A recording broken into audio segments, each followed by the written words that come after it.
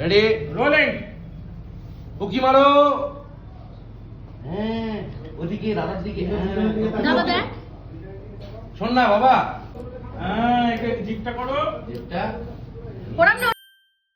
সকাল সকাল মিছরিকে নিয়ে বেরিয়ে পড়েছিলাম শুটিংয়ের উদ্দেশ্যে। আর আজকে শুটিংটা ছিল একটু অন্যরকম, টিভিসি বিজ্ঞাপন শ্যুট, যেটা মিছরি আগে করেছে টিভির বিজ্ঞাপন, শালিমার তেলের অ্যাড করেছিল। আর এবারেও একটা প্রোডাক্টের অ্যাড শ্যুটেই আমরা চলে গেছিলাম কল্যাণীতে। তো দুপুরবেলা ওখানে পৌঁছাতেই প্রোডাকশন থেকে সবাই মিলে একসাথে বসে লাঞ্চ করে নিলাম। তারপর ছাদে একটুখানি সবাই মিলে টাইম কাটালাম। তারপর শুরু হয়ে গেল আমাদের শুটিং।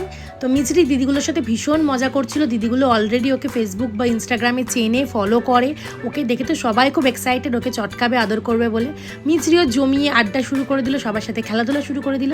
আর এদিকে একটা করে সিন শুটিং হতে শুরু করে দিল। দেখতেই পাচ্ছ বড় মডেল যারা ছিল তাদের রেডি হয়ে গেছিলো, তারা অলরেডি একটা সিন করছিল। মিছরিও তারপর রেডি হতে শুরু করলো, ওরও হালকা টাচ আপ ছিল। তো মেকআপ হলো, মেকআপ যে ম্যান ছিল আমাদের দাদা, সেও সুন্দর করে মিষ্টি করে মেকআপ করে দিল মিছরিকে। তারপর মিছরিকে ওখানে দাঁড়িয়ে দাঁড়িয়ে দেখছিল কীভাবে শুটিংটা হয়। তো দিদিরা ওখানে মজা করতে করতে ওকে হাই করছিল, যেরমভাবে বিজ্ঞাপন শুটিং হয়। আমরা আগেও করেছি, শালিমার তেলের অ্যাড মিছরি করেছিল টিভিসি বিজ্ঞাপন টিভিতে। তো এটাও নতুন করে হবে টিভিতে অ্যাড দেওয়া।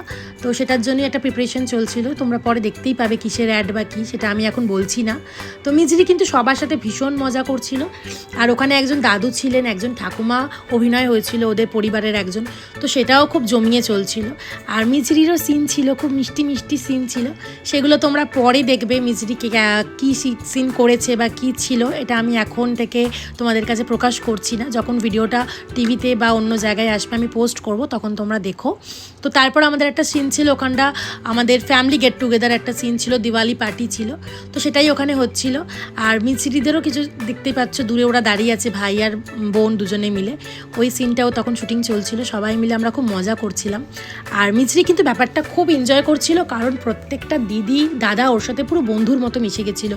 সারাদিন পুরো লাঞ্চ করা থেকে শুরু করে, স্ন্যাক্স থেকে শুরু করে সব কিছু একসাথে খাওয়া, একটা রুম শেয়ার করা, সবাই মিলে একটা ফ্যামিলির মতো হয়ে একটা দিন সুন্দর করে আমরা কাটিয়েছিলাম। আর মিছরির সিনগুলো একটা একটা করে শুটিং হতে লাগলো। কিন্তু সেদিনকে আমাদের শুটিং হতে বেশ সময় লেগে গেছিলো।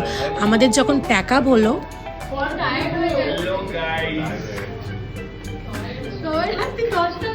সিনগুলো প্রত্যেকটা করার পর যখন আমাদের ছুটির টাইম হলো, তখন রাত্রি 11:30টার সময় আমরা প্যাক আপ করেছিলাম।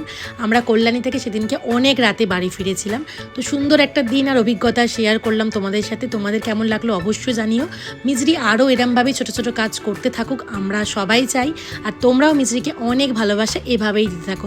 থ্যাংক ইউ এভরিওয়ান, সকলকে অনেক ভালোবাসা। Bye bye.